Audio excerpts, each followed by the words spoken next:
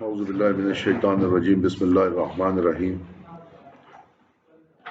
آیت نمبر 68 سورہ یاسین 36ویں سورہ 23واں پارہ آیت 68 پانچواں اور آخری رکوع کا آغاز ہے آیت نمبر 68 من الشيطان الرجيم أعوذ بالله من الشيطان الرجيم بسم الله الرحمن الرحيم ومن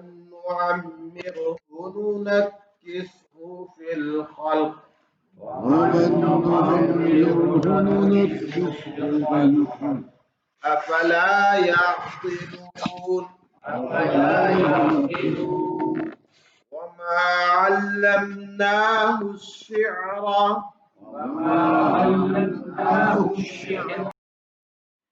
اعوذ باللہ من الشیطان الرجیم بسم اللہ الرحمن الرحیم اشہد ان لا الہ الا اللہ واشہد ان محمد رسول اللہ رب زدنی علما رب زدنی علما رب زدنی علما رب اشرح لی صدری ویسر لی امری واحلل عقدۃ من لسانی یفقهوا قولی الحمدللہ رب العالمین والصلاة والسلام علی رسول الکریم درود شریف سب کو پڑھیے اللہم صل علی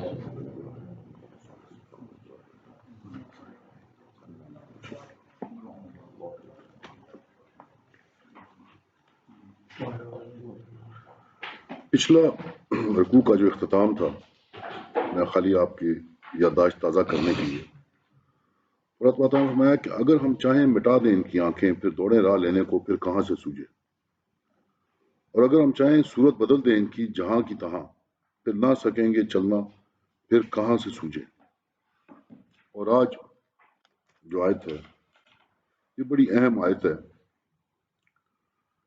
کیونکہ اس آیت کو اگر آپ غور سے دیکھیں گے تو یہ آیت نتیجہ بھی ہے پچھلے مضامین کا جو مضمون پچھلا چل رہا ہے اور اس کے بعد پھر بعد جو تبدیلی مضامین ہو رہی ہے اس کی طرف اس کی ٹرانزیشن بھی ہے یہ اس کی اپنی شکل بھی تبدیل کر رہا ہے یہاں سے کلام جو ہے اللہ تبارک تعالیٰ نے فرمایا وَمَن نُعَمِّرْهُ نُنَكِّسْهُ فِي الْخَلْقِ کہ جس کو ہم زیادہ عمر دیتے ہیں جس کی عمر آہستہ آہستہ آہستہ آہستہ بڑھتی رہتی ہے نُنَكِّسْهُ پلٹ دیتے ہیں اس کو الٹ دیتے ہیں ہم تخلیق کے اندر یہ مضمون سورہ روم میں بھی آیا اللہ تعالیٰ نے فرمایا کہ اللہ کی وہ ذات ہے جس نے تمہیں کمزوری کی حالت میں پیدا کیا پھر کمزوری کے بعد قوت عطا کی پھر قوت کے بعد دوبارہ کمزوری اور بڑھاپا طاری کر دی یہ اللہ تبارک و تعالیٰ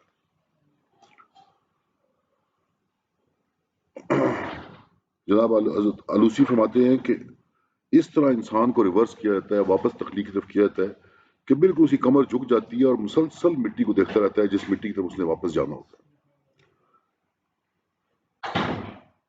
اب اس کو ذرا غور کریں اس آیت کے اوپر کہ فرمایا ومن ساروں کا جو بھی جس کو بھی ہم یہ نہیں کہ سب کو وہ من جس کسی کو بھی ہم اور ایک خیالی ایک مفروضہ کی کیفیت رہتا تھا نعمر ہو عمر میں بڑھوتی دیتے ہیں آہستہ آہستہ بڑھوتی یہ نعمر کا مطلب ہے آہستہ آہستہ عمر کا بڑھنا منقص ہو پھر اس کو ہم پلٹ دیتے ہیں واپس کر دیتے ہیں واپس پھیر دیتے ہیں اس کی تخلیق کی طرف کہ وہ جیسے جیسے بوڑھا ہوتا ہے اس کے جسم اس کی قوت اس کی طاقت اس کے جذبات اس کے ذہنی کیفیات ساری کے ساری ضعف اور کمزوری کی طرف واپس پھرنا شروع کر دیتی ہے آپ جانتے ہیں کہ بڑھاپے میں یادداشت گم ہو جاتی ہے الزائمر بڑی مشہور ایک مرض ہے وہ ہو جاتا ہے کہ انسان کو سب کچھ جانتے ہوئے انسان بالکل جو ہے ناکارہ ہوتا ہے سورہ حج میں اللہ تعالیٰ نے فرمایا کہ وہ فضول امت کو واپس لا جاتا ہے کہ سب کچھ جان کر نہیں جانتا اور کیا اس پر بھی سوچتے نہیں ہیں دھیان نہیں کرتے یہ سوچتے نہیں ہیں اللہ کی رحمتوں کے بارے میں کہ یہ جوانی جو اللہ نے دی یہ وقت جو اللہ تعالیٰ نے دیا اس کے باوجود اس کی ناشکری اور کفر کرتے ہیں چونکہ خاص طور پہ یہاں پہ مخاطب جو ہے وہ کفار ہے اس جگہ پر اس موقع پر تو یہ وہ لوگ ہیں جو متکبر ہیں نہایت تکبر کرتے ہیں توحید کا رسالت کا قیامت کا انکار کرتے ہیں کیوں انکار کرتے ہیں اللہ کی وحدانیت کا انکار کیوں کرتے ہیں پیغمبر کا انکار کیوں کرتے ہیں آخرت کا انکار کیوں کرتے ہیں کہ ان کی عقل ماری گئی ہے یا عقل ڈانپی گئی ہے اور عقل جو ہے کیا چیز آپ کی قوت فیصلہ کو آپ کی عقل کو ڈھانپ لیتی ہے یا تو وہ کوئی زوم اور تکبر، یا جوانی اور طاقت، یا پیسہ اور کامیابی، تو انسان کی قوت فیصلہ یا عقل جو ہے دھندلا جاتی ہے۔ اور جب یہ ساری چیزیں انسان کو حاصل ہوں، طاقت حاصل ہو، پیسہ حاصل ہو، جوانی حاصل ہو، تو قدرتی طور پہ انسان کی جو خواہش ہوتی ہے کہ اس کے ان حالات میں، اس کیفیت کے اندر کو زیادہ سے زیادہ وقت ملے۔ اس کی یہ خواہش ہوتی ہے کہ زیادہ سے زیادہ وقت ملے، جوانی کا وقت لمبا ہو جائے، پیسے کا وقت لمبا ہو جائے، طاقت کا لمبا ہو جائے، کچھ عرصے کے لیے طاقت مزید میرے پاس رہے۔ تو اللہ تعالیٰ نے اس کو اشارہ کیا کہ جتنا وقت ملے گا، تو وقت کے ساتھ ساتھ تمہاری یہ قوت، یہ طاقتیں، یہ جوانی، یہ ختم ہو جائے گی۔ یہ نہیں ہوگا کہ تمہیں زیادہ وقت مل جائے گا تو اس سے تمہاری یہ قوت جو ہے وہ قائم رہے گی، بلکہ زیادہ کم ہو جائیں گی۔ یہ ایک لحاظ سے تمام انسانیت کو اور بالخصوص کافروں کو جو ہے ایک ویک اپ کال کی حیثیت رکھتی ہے۔ یہ آیت جو ہے جھنجھوڑنے کی حیثیت رکھتی ہے۔ اب ہم دیکھتے ہیں کہ اس کا پچھلی آیات سے تعلق کیا ہے اس آیت کا، جو میں نے آپ سے آیتیں ذکر کی، کہ اگر ہم چاہیں تو ان کی آنکھیں مٹا دیں، اور اگر ہم چاہیں تو ان کی صورت بدل دیں۔ تو آپ خود نظر لگائیں کہ یہ بذات خود کہ آپ کی آنکھیں مٹا دی جائیں یا چہرے مٹا دیے جائیں، یہ کتنا ہولناک اور خوفناک منظر ہوتا ہے اگر انسان کے ساتھ ایسا ہو جائے۔ یہ آیت اللہ تعالیٰ نے ایک لحاظ سے اس کے ثبوت کے طور پہ پیش کی ہے کہ تم یہ نہ سمجھنا کہ ہم یہ کر نہیں سکتے۔ اپنے دائیں بائیں دیکھو، اپنی زندگیاں دیکھو کہ آہستہ آہستہ آہستہ آہستہ یہ سب کچھ ہو رہا ہے۔ تمہاری آنکھیں جواب دے دیتی ہیں، کان جواب دے دیتے ہیں، بولنے کی طاقت جواب دے دیتی ہے۔ یہ سب آہستہ آہستہ ہو جائے، ہم اس کو تیز نہیں کر سکتے۔ ایک تو اللہ تعالیٰ نے اس کے ثبوت کے طور پہ۔ دوسرا، ایک شخص جب طاقت میں ہوتا ہے، زور میں ہوتا ہے، مستی میں ہوتا ہے، تو اسے کوئی چیز نظر نہیں آتی۔ اپنے تکبر میں، غرور میں، ہر چیز کا وہ انکار کرتا ہے اور ہر چیز سے ٹکراتا پھرتا ہے۔ تو اللہ تعالیٰ نے یاد دہانی کے طور پہ سکھا کہ یہ سب کچھ ہم پھیر کے جو ہے واپس تمہاری تخلیق کی طرف لے جاتے ہیں، اس کمزوری کی طرف لے جاتے ہیں۔ یہ بذات خود اس چیز کا ثبوت ہے کہ ایک تو کوئی چیز کا یہاں پہ مکمل مستقل کوئی چیز نہیں ہے، اور دوسری بات یہ کہ جس طرح اگر واپس ہم تخلیق کی طرف لے کے جاتے ہیں تو ہم دوبارہ بھی رات بعد موت دوبارہ تخلیق کر کے دوبارہ بھی کھڑے کر سکتے ہیں۔ یہ سب چیزیں ہماری قدرت کے اندر ہے۔ اور پھر اللہ تعالیٰ نے فرمایا، پچھلی آیات میں اگر آپ دیکھیں تو اللہ تعالیٰ نے فرمایا وہ لو نشاء، اگر ہم چاہیں، اگر، لیکن ہم نے کیا نہیں۔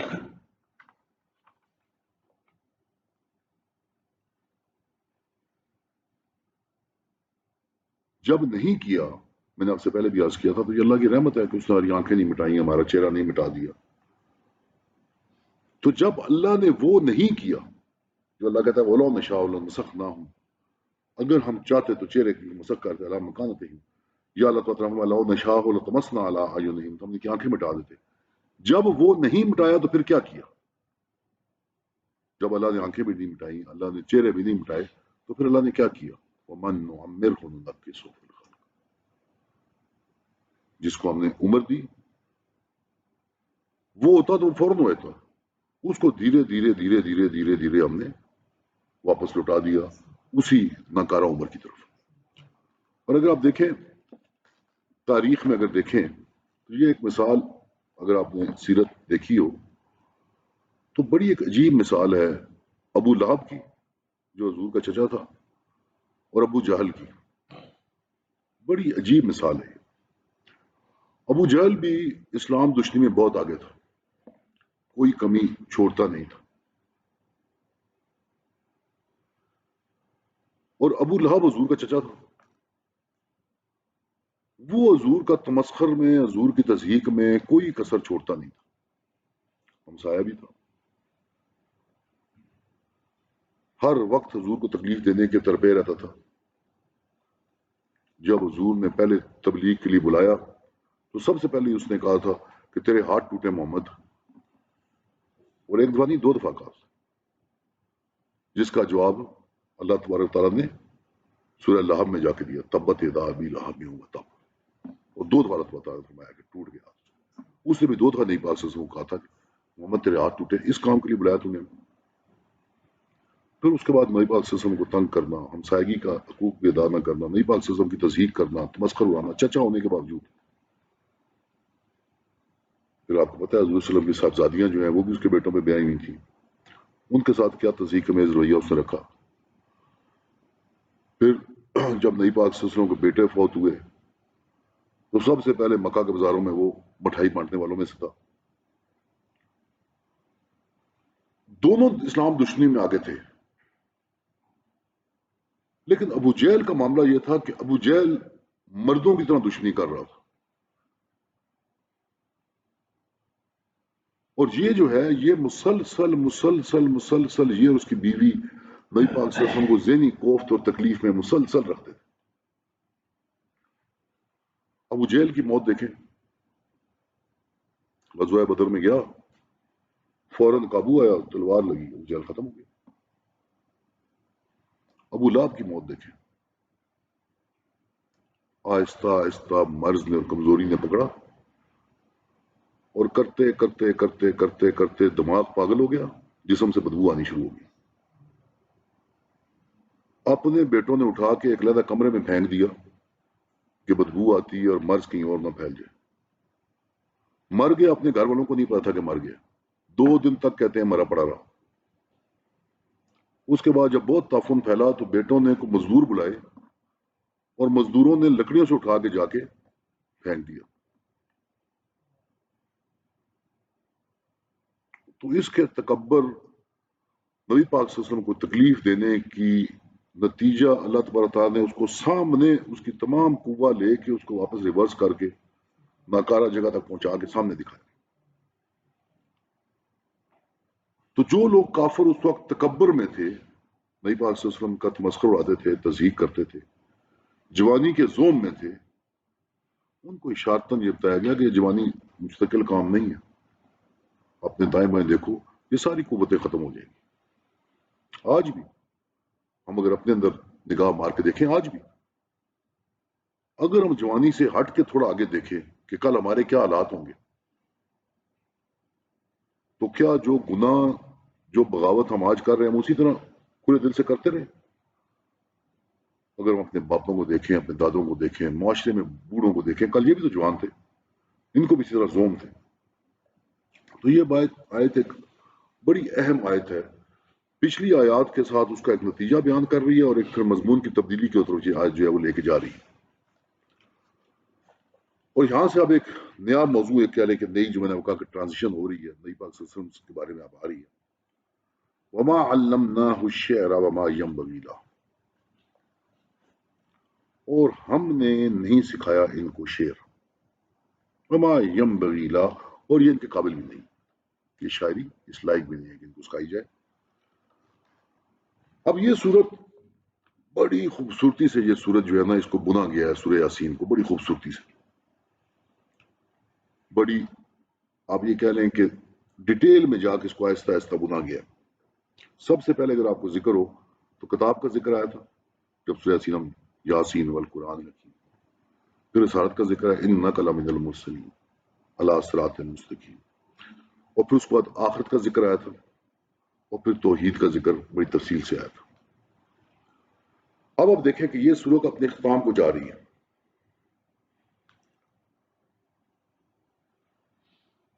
جیسی اپنے اختتام کی طرف جا رہی ہے تو اللہ تعالیٰ فرماتا ہے کہ وما علمناہ الشعر وما ينبغي له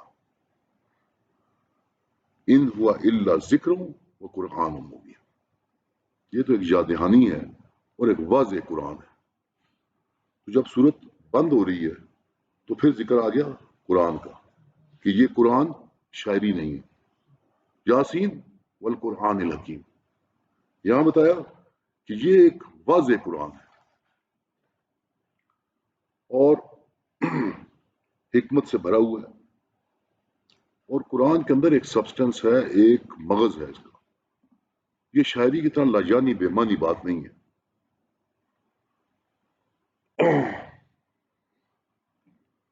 پھر اللہ تعالیٰ نے فرمایا تھا جب قرآن کا ذکر ہے کہ اس کو مانیں گے وہی لوگ خشی الرحمن بالغیب جو اکیلے میں رحمان سے ڈرتے ہیں. سلیم فطرت ہیں، مثبت لوگ ہیں، روحانی طور پر زندہ ہیں.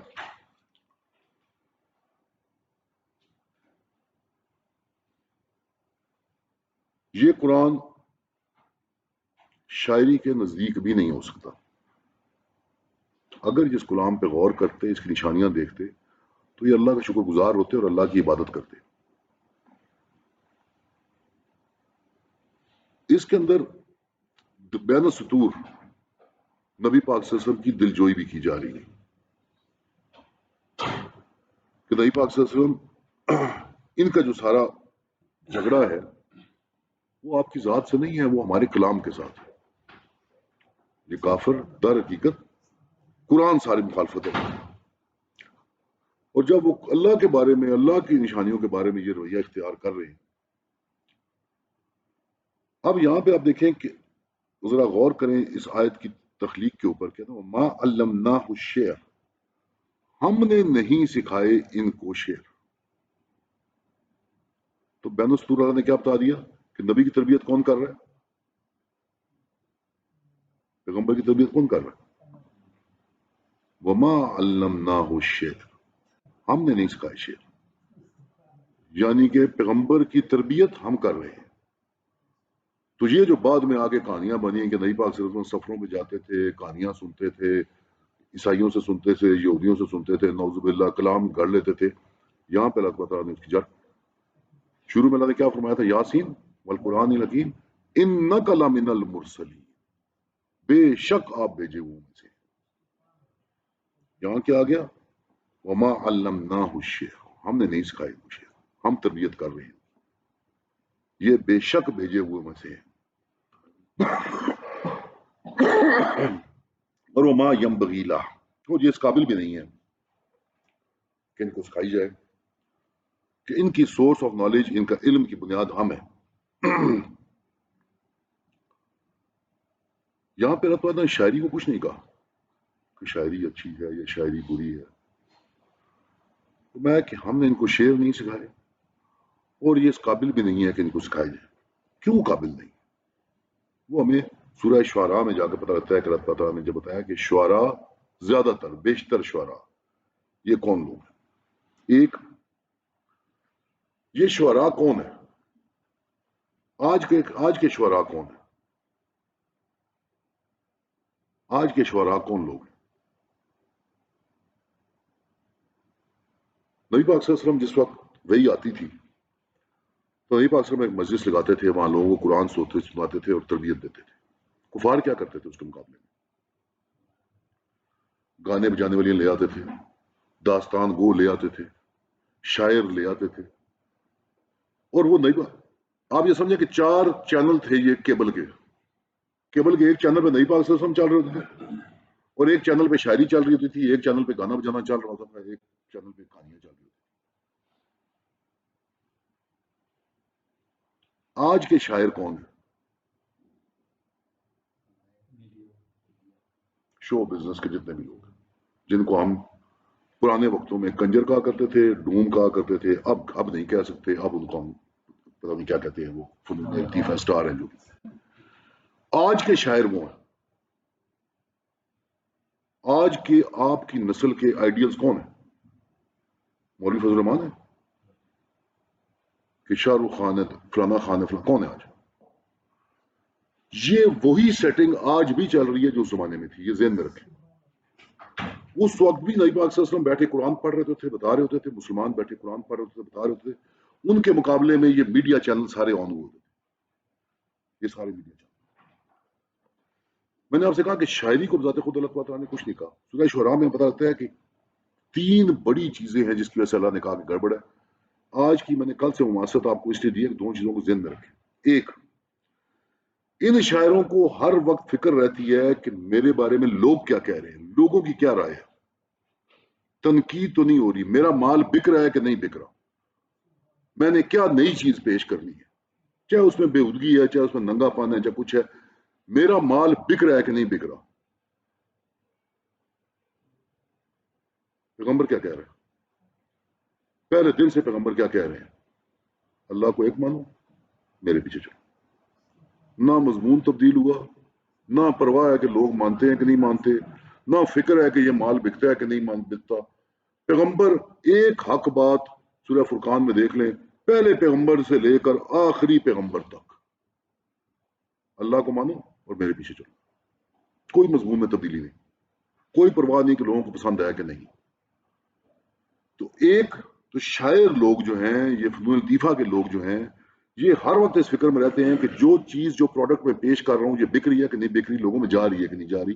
لوگوں میں بیچنے کے لیے وہ کوئی بھی چیز اختیار کر لیں گے، بیہودگی بھی اختیار کر لیں گے، مزاح بھی، جھوٹ بھی، ہر چیز اختیار کر لیں گے تاکہ لوگوں میں بکے۔ ایک دوسرا، یہ متضاد باتیں کرتے ہیں، ان کی باتیں متضاد ہوتی ہیں، وقت کے ساتھ بدلتی رہتی ہیں، آپس میں ٹکراؤ کھاتی ہیں۔ قرآن میں، دین میں، پیغمبر کی بات میں کوئی تضاد نہیں ہوتا، کوئی تضاد نہیں ہوتا۔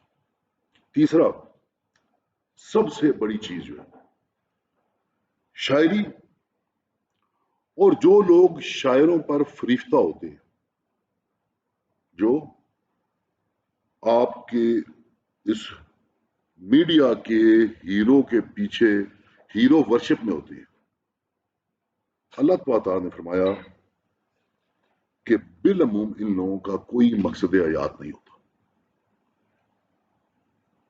یہ جو گانے بجانے والوں کے پیچھے، یہ شاعروں کے پیچھے، ان کے پیچھے بھاگتے ہیں، ان کو آئیڈیلائز کرتے ہیں، ان کو اپنا ہیرو بناتے ہیں، ان کا کوئی مقصد حیات نہیں ہوتا۔ فرق کہاں پڑا؟ جس وقت اسلام آیا، آپ کو اندازہ ہے کہ اس وقت عرب شاعری کہاں پہ تھی اس زمانے میں؟ دنیا میں کوئی اس کے نزدیک نہیں آتا تھا، دنیا میں کوئی اس کے نزدیک نہیں آتا تھا عرب شاعری کے، عرب فنون لطیفہ کے۔ کیا دیا انہوں نے انسانیت کو؟ جب آپ پڑھیں گے، کسی کی عجب کر دی، کسی کی برائی بیان کر دی، کسی کی تعریفیں بیان کر دی، کوئی جھوٹے کلابے ملا دیے، کوئی عاشق مشہور کی کہانیاں بنا دی، یہاں تک پہنچایا انسانیت کو۔ کوئی انقلاب، کوئی انسانیت کی بہتری کی چیز، کوئی انسانیت کو آگے بڑھانے والی بات، ایک طرف دین اللہ کا آ گیا، نبی پاک صلی اللہ علیہ وسلم آ گیا۔ وہ شاعری سے ہدایت لے رہے تھے، یہ قرآن سے ہدایت لے رہے تھے، قرآن کے مغز، قرآن کی حقیقت سے ہدایت لے رہے تھے۔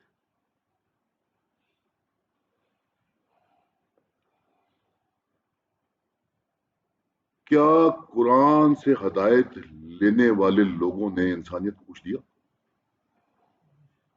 کیا مسلمانوں نے انسانیت کو پوچھ دیا؟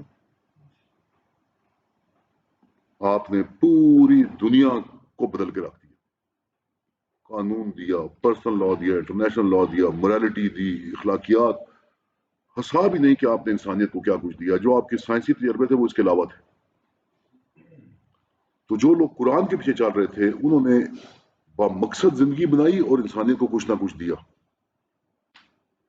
اور جو لوگ اس میڈیا کی کارروائی میں چل رہے تھے، نہ اس وقت انہوں نے انسانیت کو کچھ دیا، نہ آج انسانیت کو کچھ دے رہے۔ شاعر مسلمانوں بھی تھے، حضرت حسان بن ثابت جو ہیں، وہ ان کو نبی پاک صلی اللہ علیہ وسلم کا شاعر کہا جاتا تھا۔ جب کافر اس وقت ہجو کرتے تھے، ہجو ایک کلام ہے جسے برا بلا کہنے کا، تو حسان بن ثابت جواب دیا کرتے، نبی پاک صلی اللہ علیہ وسلم کے کہنے پہ جواب دیا کرتے۔ نبی پاک صلی اللہ علیہ وسلم نے کہ جبریل تمہاری مدد کرے، آسان جواب دو۔ پھر آپ کے پاس علامہ اقبال جیسے شاعر بھی آپ کے پاس، جن کی شاعری میں سبسٹنس تھا۔ تو فرمایا کہ ما علمناہ الشعر وما ينبغي له، اور نبی پاک صلی اللہ علیہ وسلم کی اپنی حدیث موجود ہے کہ نبی پاک صلی اللہ علیہ وسلم نے فرمایا کہ کچھ کلام ایسے ہوتے ہیں جو آگ لگاتے ہیں، ظاہر ہے اشارہ شاعری کی طرف، اس گفتگو کی طرف۔ لیکن نبی پاک صلی اللہ علیہ وسلم کی ایک حدیث ہے، وہ بڑی غور طلب ہے، ہمیں بالکل اندازہ ہی نہیں ہے اس کا بھی، خاص طور میں نے کہا نا جس طرح ہم میڈیا کی دوڑ میں آگے بڑھ رہے ہیں۔ ایک طریقہ کلام ہوتا ہے، اس کو سجا کہتے ہیں، سین جین عین، سجا۔ قل اعوذ برب الفلق من شر ما خلق، کہ بات قاف پہ جا کے ختم ہو رہی ہے۔ قل اعوذ برب الناس مالک الناس الہ الناس من شر الوسواس الخناس، سین پہ بات ختم ہو رہی ہے. اس کو سجا کہتے ہیں کہ کلام کو اس طرح بیان کرنا کہ وہ ایک حرف پہ جائے ختم ہو. قرآن کے اندر یہ کافی جگہوں میں.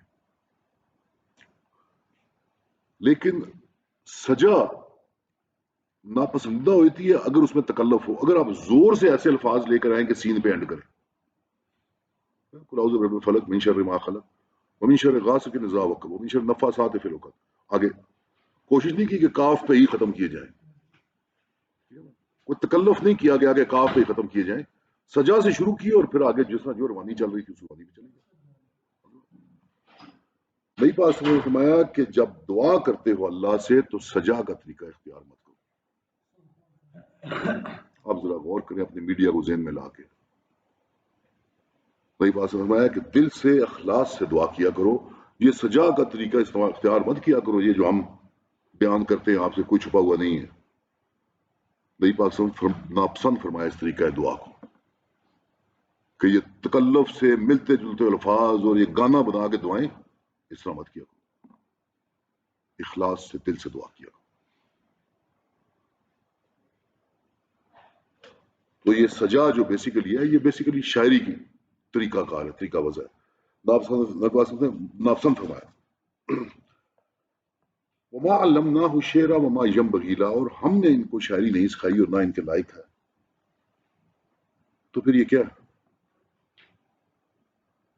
جو قرآن جس کے اندر سجا بھی ہے، جس کے اندر بیلنس بھی ہے، جس کے اندر خوبصورتی کلام بھی ہے، پھر یہ کیا ہے؟ اگر یہ شاعری نہیں ہے تو کیا ہے؟ ان ہوا الا ذکر، یہ یاد دہانی ہے. ذکر بڑی خاص چیز ہے. یاد دہانی کسی نئی بات کی ہوتی ہے یا پرانی بات کی ہوتی ہے؟ کوئی نئی انفارمیشن ہوتی ہے، کوئی خبر ہوتی ہے، یا پرانی بات کی ہوتی ہے؟ پرانی بات کی. کہ جو چیز تمہاری فطرت تمہاری ذات میں ودیت کی گئی ہے اس طرف اس کی یاد دہانی ہے. یہ قرآن تم جانتے ہو لیکن تمہاری یاد دہانی کرائی دی جا رہی ہے. اور پھر خاص طور پہ ذکر نکرا کے اندر لے کر آئے ہیں کہ بہت ساری چیزوں کی یاد دہانی ہے، حقیقت کی، مقصد کی، نتیجے کی، زندگی کی حقیقت کی، زندگی کے مقصد کی، تاریخ کی، فطرت کی، آخرت کی، ہدایت کی، پیغمبروں کے پیغام کی، ہر چیز کی. وقرآن مبین، واضح قرآن. قرآن مبین کا مطلب یہ ہے کہ قرآن واضح ہے بھی اور واضح کرتا بھی ہے. بذات خود بھی واضح ہے اور بات کو واضح کرتا بھی ہے. یہ کوئی نئی انفارمیشن نہیں ہے بلکہ جو کچھ بھول چکے ہو اس کی یاد دہانی ہے. سورہ شعراء میں آیت نمبر 224 میں اللہ تعالیٰ فرماتا ہے کہ شاعری کی بنیاد جو وہم اور تخیل پر ہوتی ہے، وہم پر. شعراء کے پیچھے لگنے والے اکثر لوگ گمراہ لوگ ہوتے ہیں. آیت نمبر 225 میں فرمایا کہ تمہیں دیکھا نہیں کہ شاعر کس طرح ہر وادی میں خیالی گھوڑے دوڑاتے رہتے ہیں، کیا چیز بکے گی عوام کو. ہر وادی میں گھس جاتے ہیں. فوش گوئی ہو، جتنا جھوٹ بولیں اتنا اچھا شعر، جتنی ننگی بات کریں اتنا اچھا کلام. لیکن قرآن ایک سبسٹنس ہے، ایک مغز ہے، ایک یاد دہانی ہے. دونوں چیزوں میں فرق ہے.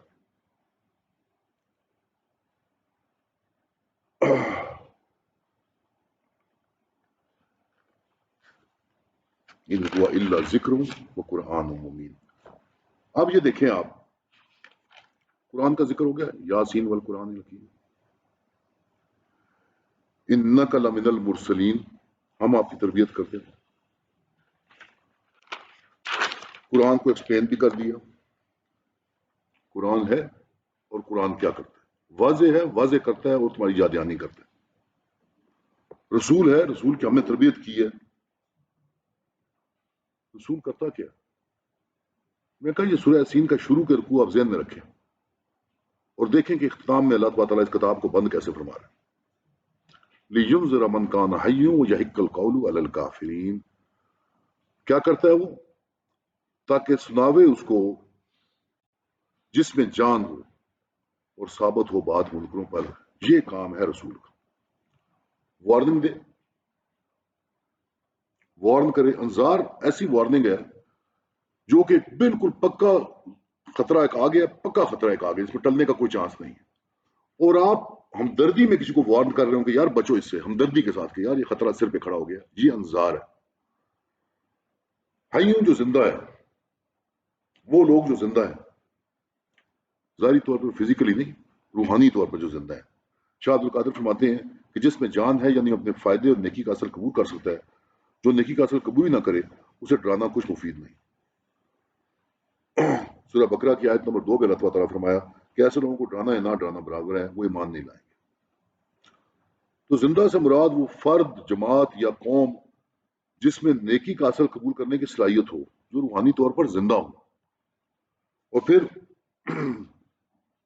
اس ساری گفتگو کا اختتام تدبیر اللہ کام پہ کر رہا ہے، وَيَحِقَّ الْقَوْلُ عَلَى الْكَافِرِينَ، تاکہ کافروں پہ حق ثابت ہو جائے اس قوم کا قول کا۔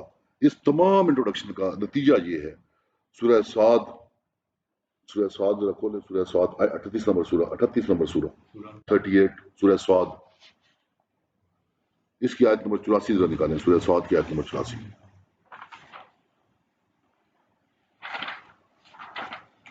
آیت نمبر 84 سورہ صاد۔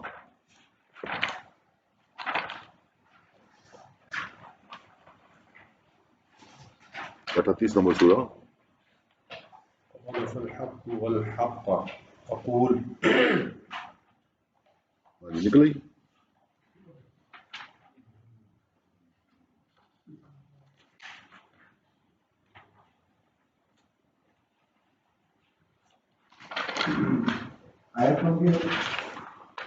آیت نمبر 84، 84، تھوڑی ایک دو آیتوں پیچھے شروع کر دیں شاہ بات۔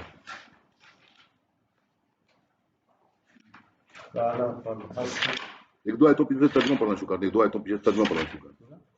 یہ ٹھیک ہے، ترجمہ پڑھیں ایک دو آیتوں۔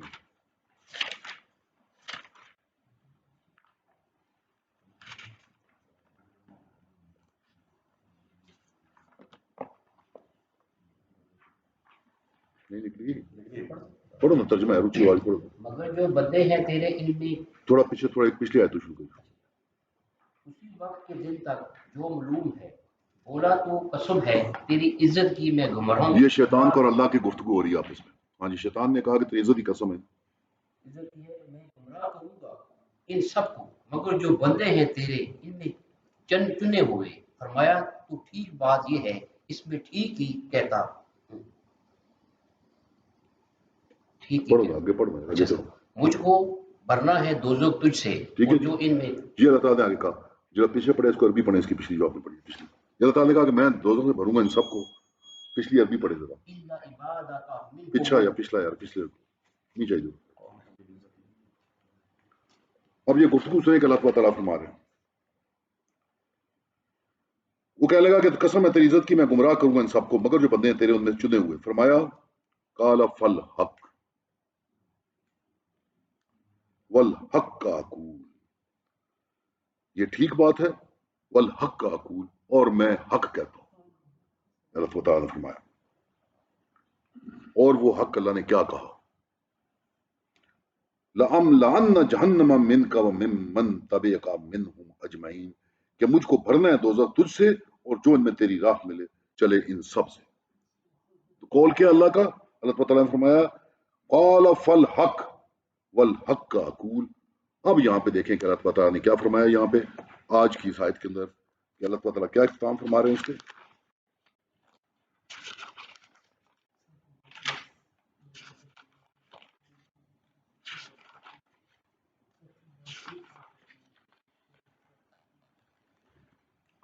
وَيُحِقَّ الْقَوْلُ عَلَى الْكَافِرِينَ، کہ ثابت کر دے وہ قول کافروں کے اوپر۔ کیا قول؟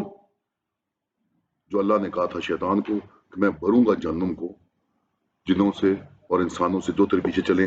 اب اسی طرح سورہ یاسین کے شروع میں چلے جائیں آپ، سورہ یاسین کے آغاز میں آیت نمبر 7 میں اللہ تعالیٰ فرماتا ہے وَلَقَدْ حَقَّ الْقَوْلُ عَلَى الْأَكْثَرِينَ أَكْثَرُهُمْ فَهُمْ لَا يُؤْمِنُونَ، اور ٹھیک ثابت ہو گیا میرا قول ان میں سے اکثر کے بارے میں، اور یہ ایمان نہیں لے کر آئے۔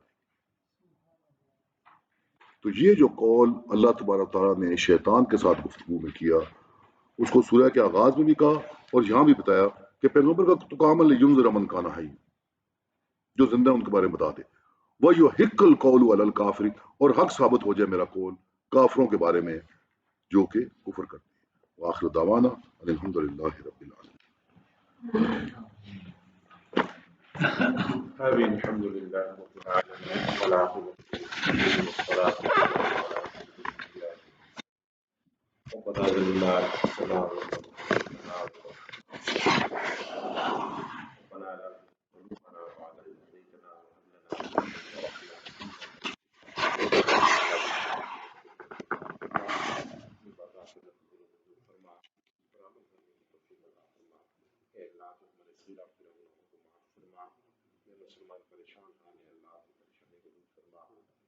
جتنے مسلمان بیمار ہیں اللہ، گھروں میں، اسپتالوں میں، روحانی بیمار ہیں، جسمانی بیمار ہیں، اللہ انہیں صحت کاملہ عاجلہ نصیب فرما۔ جتنے مسلمان وفات پا گئے اللہ، صلوات پا کو معاف فرما، قبر کی منازل کو آسان فرما، جنت الفردوس میں اعلیٰ مقام عطا فرما۔ اے اللہ، جن لوگوں نے دعاؤں کے لیے کہا یا چاہا ہے اللہ، ان کی دلی مرادوں کو پورا فرما، مشکلات کو حل فرما، آسانیاں پیدا فرما۔ اے اللہ، تو ہمیں موت کی تیاری کرنے کی توفیق عطا فرما، ہمارا آخری وقت ہو تمہاری زبانوں پر جاری فرما، لا الہ الا اللہ محمد رسول اللہ، صلی اللہ تعالی علی رسول اللہ محمد وعلی آلہ وصحبہ اجمعین برحمتک۔